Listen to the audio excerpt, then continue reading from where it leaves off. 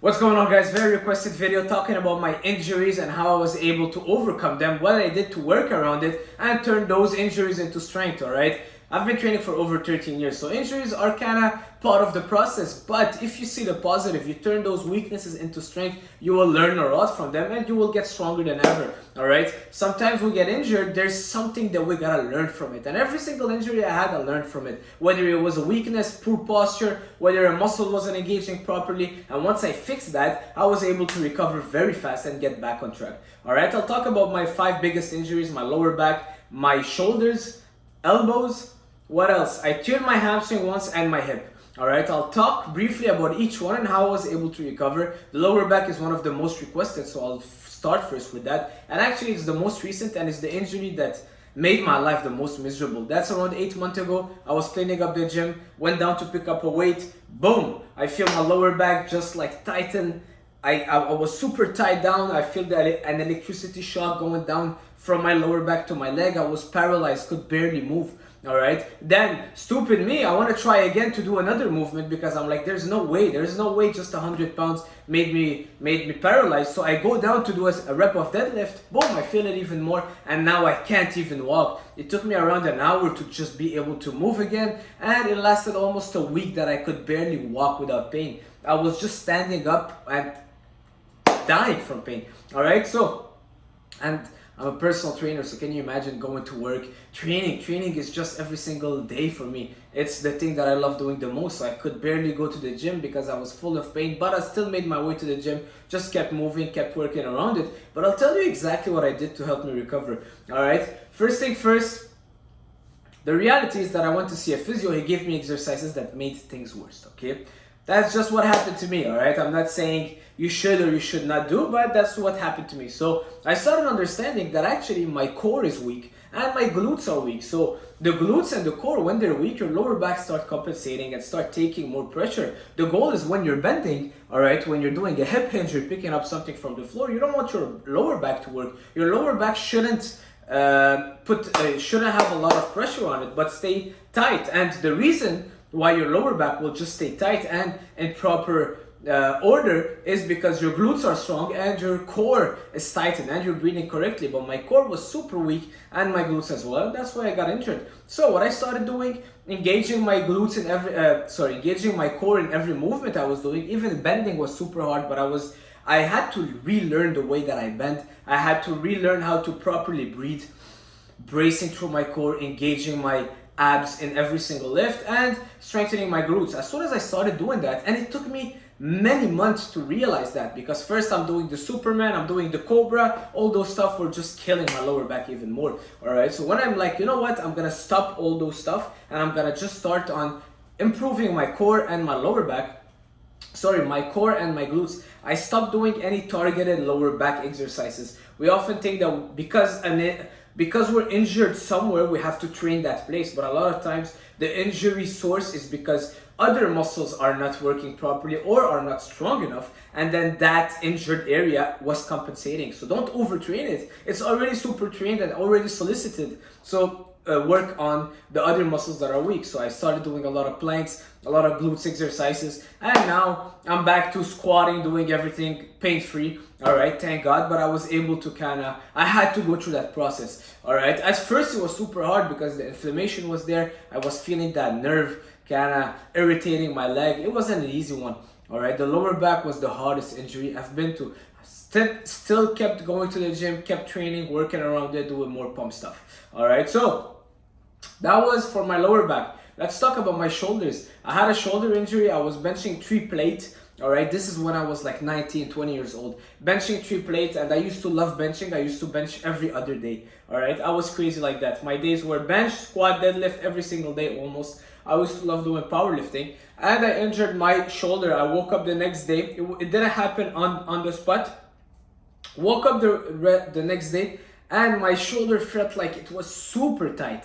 But it's like if you have a crazy shoulder pump, but it was always there. I could barely move it. And it was almost for a year and a half where I couldn't even do a push-up. Alright, I had to retrain all my my movement, re-strengthen, and what I did actually is just stop benching heavy. All right, I used to love benching super heavy, incline bench heavy, dumbbell press heavy. I just stopped all that. I stopped doing dips, and after years of laying off the heavy weight, starting controlling more the weight, making sure that I was focusing more on my time under tension, the mind muscle connection, stopped just ego lifting. Well, it went away. Basically, my tendon was super irritated, super inflamed. It lasted a year.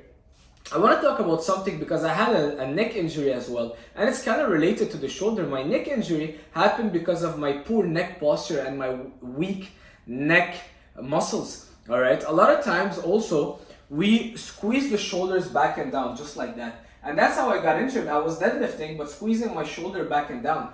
People think that squeezing your shoulder back and down is always good, but not necessarily, not on every single movement, because it's gonna compress all your muscles, and then the nerve that goes from your neck to your hand starts getting compressed. So it's not ideal. Can you imagine? You're tightening everything, the nerves are tight, and now you're pressing or you're pulling or you're lifting. Well, it's super easy for you to irritate that nerve. So maybe it happened during squats when you're over compressing and you have your neck sticking to the front like that. All right, it's not ideal for the nerve, and I had that nerve irritation. It lasted for a long while, almost 2 years, and the symptoms happen, and that's why my left triceps is a lot smaller from my right one, because the nerve irritation, nerve damage, and now my shoulder got super weak, my triceps as well. Do you see the difference? Boom, boom, from the back. And also my back, it's not 100% symmetrical because of that nerve injury. Actually, that was one of also a big injuries that I sustained. But now it's really working on keeping my neck posture super well. Super important, neck posture, strengthening my neck, but not necessarily doing targeted neck exercises, but when I'm training, making sure that my neck is aligned, and breathing. Breathing and neck is super related. All right, sometimes your neck goes forward because you're not breathing deep. There's muscles in your upper chest and your neck that help you breathe, and your neck has a kind of a mechanism. When you're not breathing well through your belly, your neck starts going forward to get more air. All right, it's crazy, right? It's very related to breathing. So sometimes we gotta get back to the source and breathe through the belly. Make sure that you're breathing through your nose, also exhaling through your nose. It's hard, but making sure that you're filling up your core of air. We just sometimes would breathe through the chest. It creates tightness from everywhere, the neck goes forward, and it just creates a lot of issues. So if that's your case, if you have a forward neck posture, instead of doing a lot of those chin tucks or strengthening your upper back, focus on breathing. Breathe through your belly. Make sure you're expanding your diaphragm when you're breathing. It's just gonna make a whole difference. Your neck will go back in place. Your neck is going forward because your neck is trying to just reach for more air. It's a kind of mechanism that the body does to prevent you from dying of no air. All right, moving on. My elbows, I had both elbows injuries. I think it was from lifting very heavy, golf tendonitis or a tennis elbow, whatever it's called. What I did for that is a lot of triceps push down very light with the rope, all the way down, squeezing all the way up, all the way down, all the way up. All right, most of injuries, especially cartilage, all right, knee cartilage, your elbows, what you need is just bringing more blood in the area, moving the muscles around it.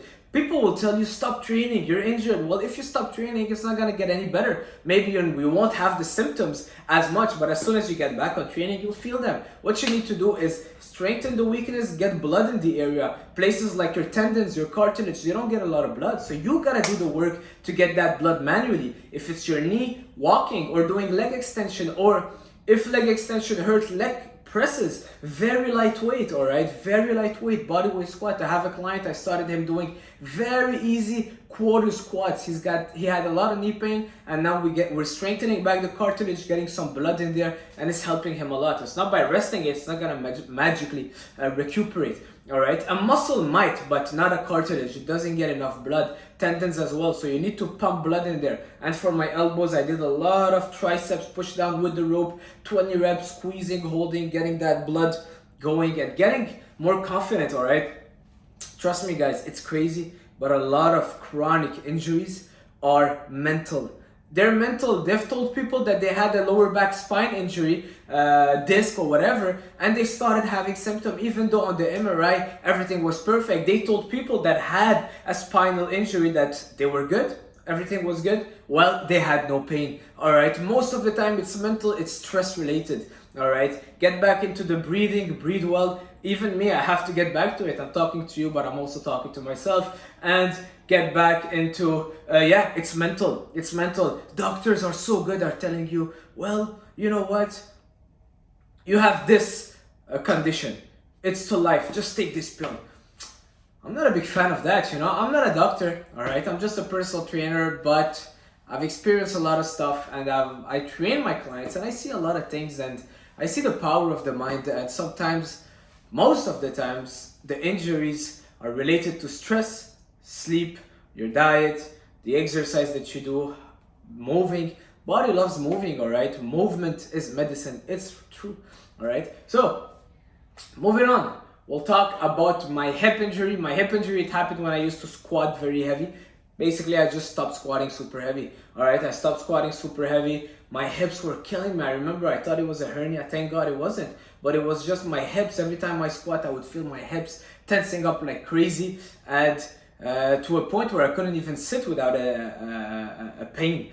All right, I just stopped going heavy. I wanted to be a power lifter, and you know what? I gave up that dream, and I'm happy that I did. Thank God it never happened, because I see a lot of power lifters now, they always get injured, and it's not the healthiest sport. Now I go more for reps, I train more for bodybuilding, time under tension, and my goal is just building more muscles rather than lifting heavier weight.